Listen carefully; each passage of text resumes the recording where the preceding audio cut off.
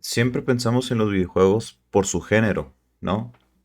Un juego de disparos en primera persona, uno de plataformas, de terror, RPG, Metroidvania, etcétera, etcétera. Es lo primero que nos viene a la mente cuando vemos un juego que no conocemos, es lo que intentamos tratar de definir. Y sí, esto nos ayuda a entender rápido de qué va un videojuego y a a los desarrolladores, perdón, a seguir lo que ya conocemos, pero ¿saben qué? Eso también limita un poco la creatividad. Es como si los juegos fueran solo productos, ¿no? Que sí lo son. Para mí son productos de entretenimiento. Pero también les he estado hablando que son experiencias, pues, de un videojugador. Entonces, hoy quiero ir un poquito más allá. Y en lugar de pensar en en el género, vamos a hablar de los tipos de jugabilidad, ¿no? De los videojuegos. ¿Y qué significa esto? Pues significa que podemos imaginar cómo será una experiencia sin límites, sin preocuparnos por nichos de marketing, por los géneros del juego como tal, sino enfocarnos más en la jugabilidad que le queremos dar. Es como verlo desde otro punto de vista al momento de querer diseñar nuestro videojuego. Entonces, pensar en los tipos de jugabilidad nos permite concentrarnos en la experiencia que queremos darles. Queremos decisiones rápidas que no requieran mucho pensar, como en un Super Mario Bros., por ejemplo, o preferimos decisiones más estratégicas o analíticas, como en The Legend of Zelda. ¿Qué tal interacciones simples que enfaticen lo visual y lo emocional? Mucha historia o nada de historia, o a mediados, no sé. Entonces, o mucha competencia feroz o cooperación. Un juego es una obra de arte de ti como diseñador. Es donde uno este, mide su rendimiento como jugador también y sobre todo la experiencia que nos vamos a llevar, que es lo más importante según mi opinión.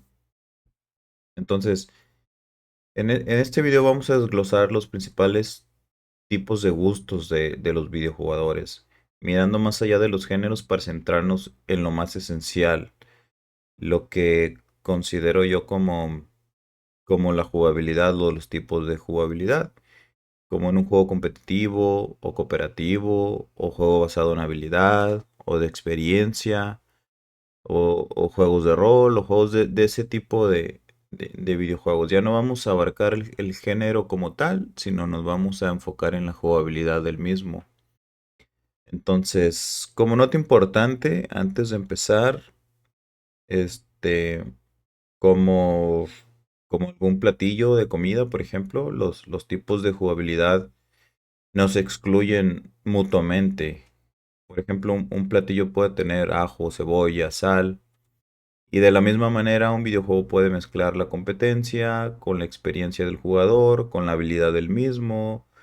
Entonces, tengan esto en mente porque estamos delimitando estos tipos para entenderlos mejor. Pero al final, pues la mezcla la van a hacer ustedes cuando diseñen su videojuego. Entonces, lo primero que tenemos, la primera jugabilidad que tenemos es los juegos competitivos. Y para los juegos competitivos, lo primero que se me viene en la mente a mí son los juegos de peleas. Los juegos de peleas son competencia sí o sí, porque tú estás compitiendo contra la inteligencia artificial, si estás jugando tú solamente con la máquina o contra otra persona. Entonces, eh, y quiero decir que pues la competencia pues aquí es cara a cara. O sí, tú estás compitiendo contra otro ente independiente. O sea, puede ser en este caso también diferentes personajes, porque según los personajes de peleas que hay, pues tienen diferentes habilidades, diferentes poderes, y eso también cuenta. Entonces, generalmente siempre competimos con otros en juegos de un solo jugador. Este, tenemos otro ejemplo también de competencia, por ejemplo, todos los de deportes, para mí, sí o sí son competencia. Todos los juegos de deportes, ya sea si estás jugando de un solo jugador, o contra la máquina, o contra otras máquinas, por ejemplo, el juego de Excite Bike de NES, pues es un juego de carreras de motos. Entonces, tú controlas a un motociclista avanzando por la pista y saltando obstáculos y esquivando caídas y yendo de una plataforma a otra. Y cuanto más aguantas, pues más rápido se pone el juego, ¿no? O más difícil se pone porque van saliendo otros motociclistas más rápidos. Entonces, en este videojuego tu puntuación es la distancia que recorres antes de chocar. Al final se publica tu puntaje en la tabla de clasificación y aquí entra la competencia. Ves la puntuación de otro y la comparas con la tuya. A veces se hacían torneos de Excitebike donde se proyectaba en una pantalla grande y la gente se turnaba, pues.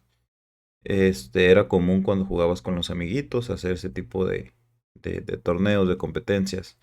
Y el que hacía la carrera más larga, pues ganaba. Esto es una competencia asíncrona, pero con presencia de otros jugadores y espectadores.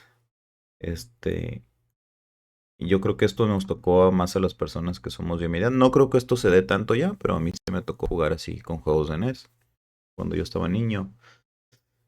Entonces, yo en lo personal, como opinión muy, muy personal, yo creo que cuando hay puntaje en un videojuego, independientemente del tipo de jugabilidad que tenga el videojuego, ya eso es competencia.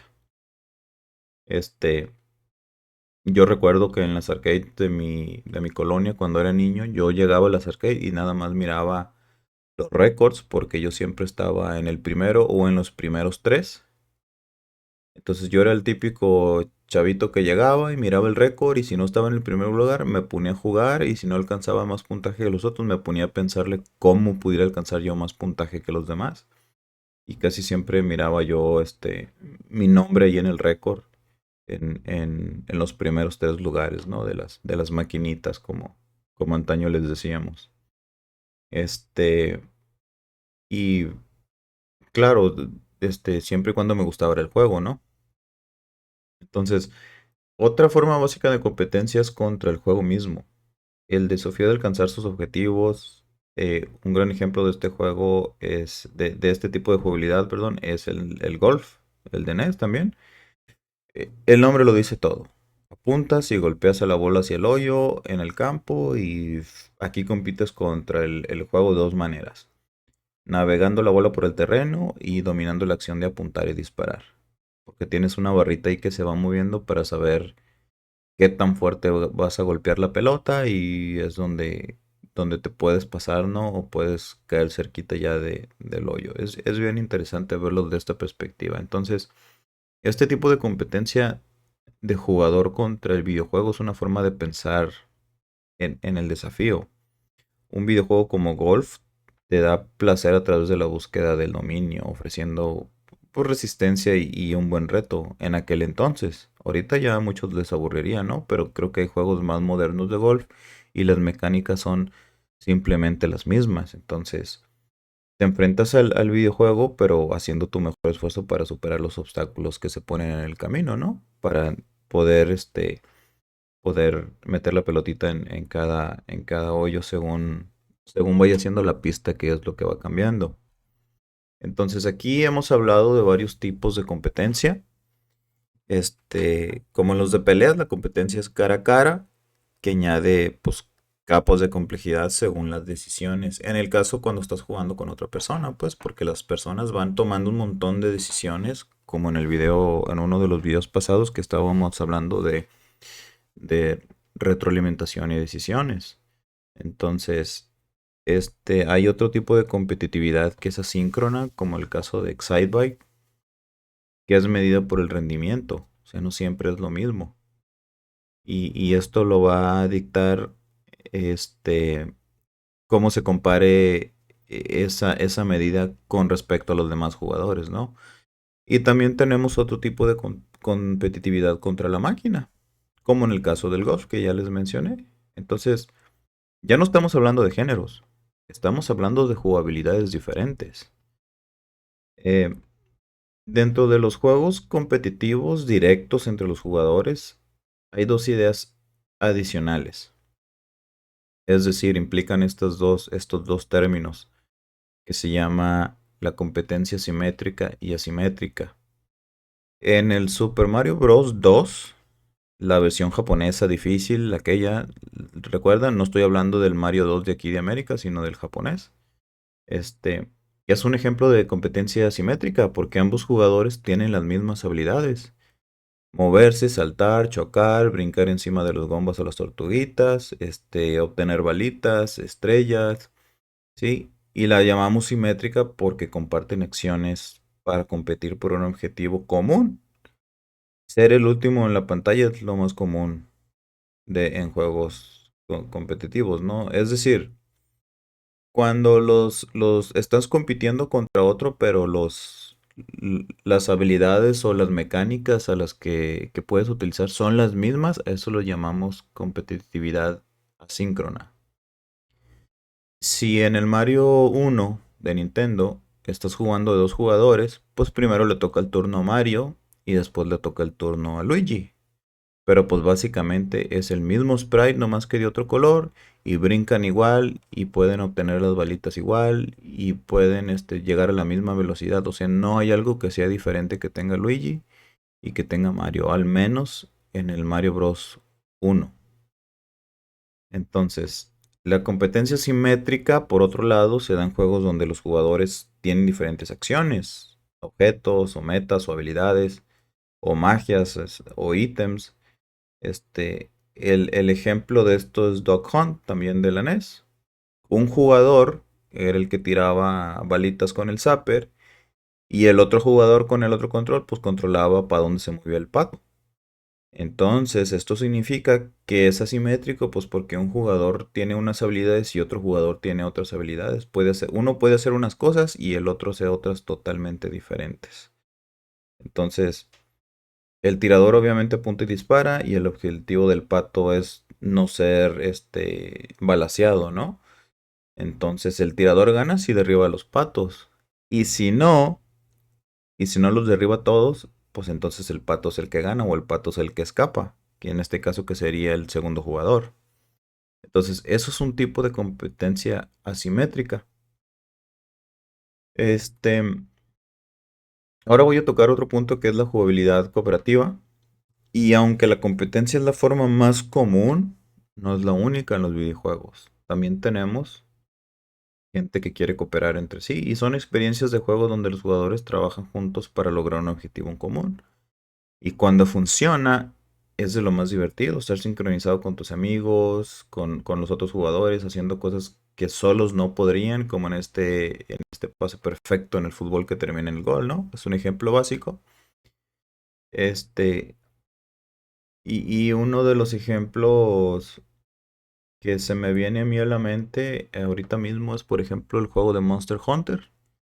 En el juego de Monster Hunter, este, tú cooperas con otros cazadores para ir a cazar monstruos más grandes o darle caza a los monstruos de manera más rápida.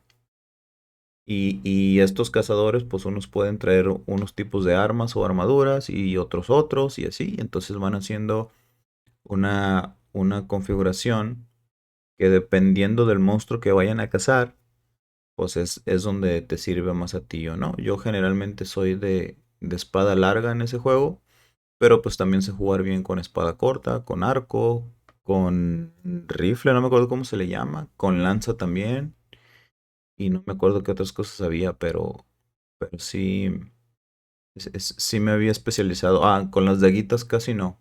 Ahí sí casi no me especialicé con daguitas, pero tenía amigos míos que nada más usaban puras daguitas, ¿no? Es un ejemplo sencillo, pero es una anécdota que traigo. Ahorita ya en los juegos más nuevos de Monster Hunter, pues supongo yo que también debe de haber paris, ¿no? Que se juntan paris para irle a dar caza a los dragones. O también se me ocurre el juego del Resident Evil. En el Resident Evil, a partir del 5 si bien recuerdo, ya tú puedes jugar con otro jugador. Y es cooperativo porque entre los dos se unen pues, para sortear todas las hordas de zombies y ganarle a los enemigos y dispararles donde tengan que dispararles. Y eso ya se vuelve más interesante. Otra jugabilidad muy parecida a esta es la de los Gears of War. También están bien divertidos y me gusta más jugar a mí de dos personas que en vez de una. Creo que se puede jugar de dos nomás. De una está bien, pero pues me aburro más que cuando estoy con un camarada jugando, ¿no? Entonces, eso es jugabilidad cooperativa y no es competencia, aunque no implica que no pudiera haber competencia, ¿no? Entre nosotros. Pero es a lo que quiero llegar. Entonces, que también te estamos viendo desde otro punto de vista y no nada más del género, sino del tipo de jugabilidad que podemos ofrecer según el diseño que nosotros queramos dar. Entonces, con lo que vemos con el juego cooperativo es el desafío del diseño de crear una experiencia verdaderamente colaborativa, donde es imposible lograr los objetivos solos, requiriendo así que los jugadores trabajen juntos para lograr el éxito, que es el objetivo en común que vamos a tener. Y ya sea simétrica o asimétrica o simbiótica la cooperación, pues es un tipo de jugabilidad muy importante. Este, otro tipo de jugabilidad es basado en habilidad. En el juego competitivo y cooperativo siempre se pide a los jugadores que desarrollen habilidades, o sea, va implícito eso ya, para realizar todas estas acciones y lograr los objetivos en común, ¿no? O los objetivos necesarios. En el fútbol necesitamos correr, tener condición, parar, cambiar de dirección y ser hábiles con el balón también, con los pases, conocer las reglas del juego, este, y esto es lo que llamamos un juego basado en habilidad. Y podemos dividirlo en habilidad activa y habilidad mental. Entonces, el Mega Man, por ejemplo, es un ejemplo de un juego que requiere habilidades activas. El Mega Man 1 de Nintendo es yo creo que el más difícil y es de esa categoría de juegos que demandan muchísima precisión en el movimiento y en el timing. Como por ejemplo con esas plataformas que desaparecen, que tienes que brincar en cierto timing a otras, si no te caes al precipicio y vuelves a empezar. Entonces, tú controlas al Mega Man y tu meta es llegar del punto A al punto B para enfrentar a cada jefe de nivel. Para esto debes de moverte de lado a lado y saltar y disparar. Y como muchos plataformeros, Mega Man exige reflejos rápidos y una sincronización perfecta. A diferencia del Super Mario Bros., Mega Man te pide usar la velocidad y el timing exacto para evitar trampas, o derrotar los enemigos, o dispararlos antes de que vayan a salir. Para jugarlo necesitas desarrollar la habilidad de calcular distancias y cronometrar los saltos y disparos para tener la mejor precisión posible. Y como en muchos juegos increíblemente desafiantes, tú no, em, tú no Hollow Knight y tú no Dark Souls, desarrollar esas habilidades significa fallar una y otra vez y aprender cientos de veces, ¿no? O sea, batallar cientos de veces como para ir aprendiendo de los errores. Y por otro lado, la habilidad mental, pues un gran ejemplo de eso es las aventuras de Lolo, y donde el jugador explora un mundo lleno de acertijos y de laberintos y de puzzles que abren puertas y activan mecanismos. Aunque tienes que moverte y trazar las rutas, los desafíos son principalmente mentales. Es decir, cuál es el orden en el que voy resolviendo este puzzle, poniendo las pistas o los bloques donde van y ese tipo de cosas para saber cómo voy a resolver, ¿no? El nivel.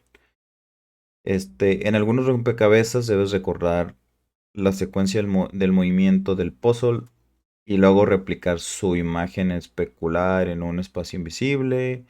Y la ejecución es sencilla, ¿no? De Lolo. Pero el verdadero desafío está en recordar la secuencia de cómo resolver los puzzles. Es un juego donde no se brinca, nada más te mueves en cuatro direcciones, donde no te están disparando por lo general, donde no hay donde no tienes tu enemigos de esos que te tocan y ya te matan, o si hay muy poquitos, ¿no? En donde tú puedes esquivarlos fácilmente, es básicamente un obstáculo. Pero el desafío en esos juegos es ¿cómo le hago para pasarlo? Por eso les digo que ahí se ocupa habilidad mental. Entonces, videojuegos para crear estas experiencias que usan tanto la habilidad activa como la mental. Es uno por ejemplo, se me viene a la mente a mí el de Legend of Zelda.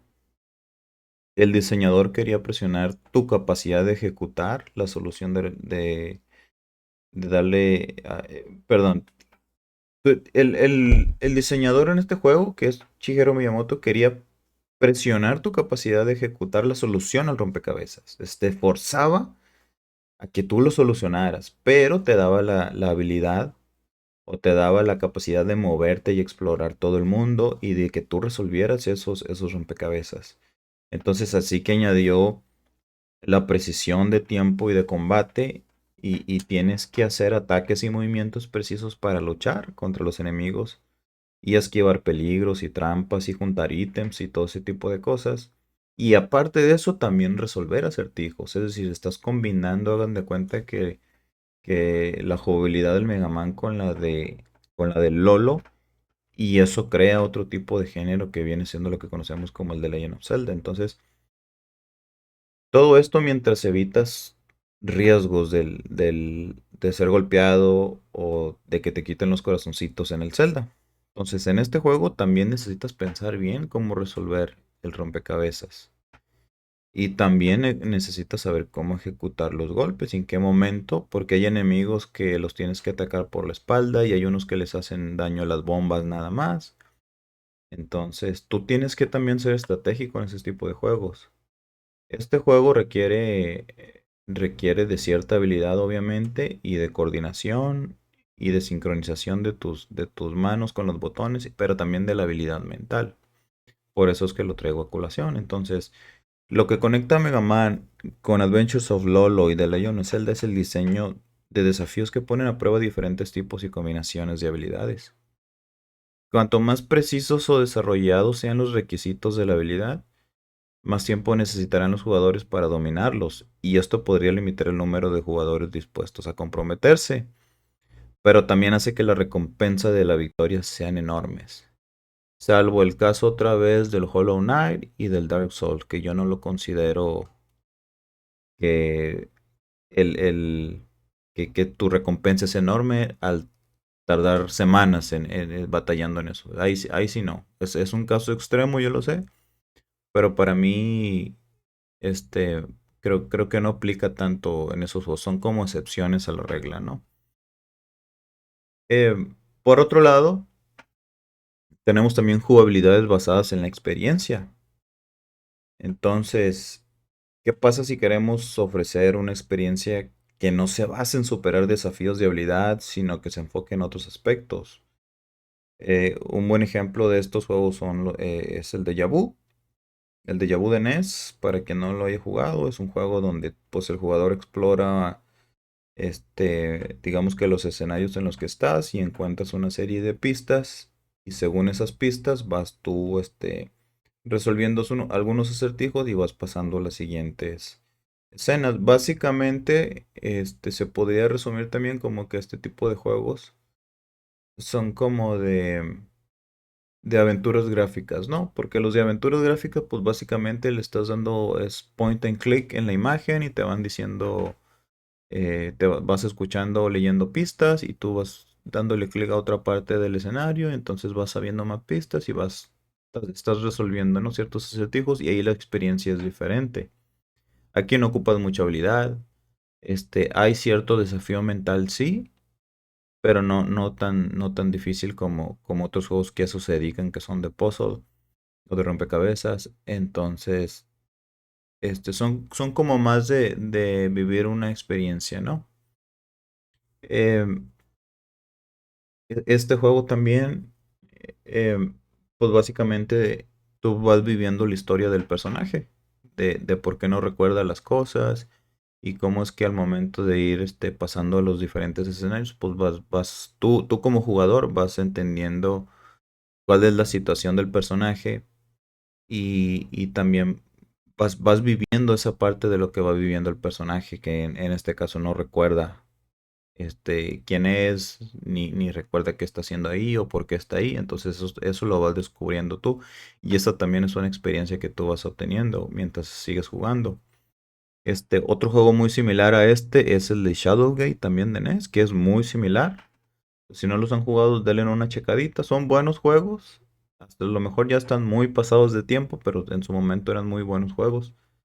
Este, Y también en este de Shadowgate, pues los jugadores experimentan una historia a través de una combinación de texto, de imágenes y de preguntas interactivas. Entonces tomas el papel de alguien en una fortaleza misteriosa y a veces te piden que esquivas comandos y otros simplemente eliges opciones de una lista y si hay decisiones, pero como el juego no es competitivo ni de habilidad, pues de nada más te concentras en las imágenes o en el texto o la información, vaya.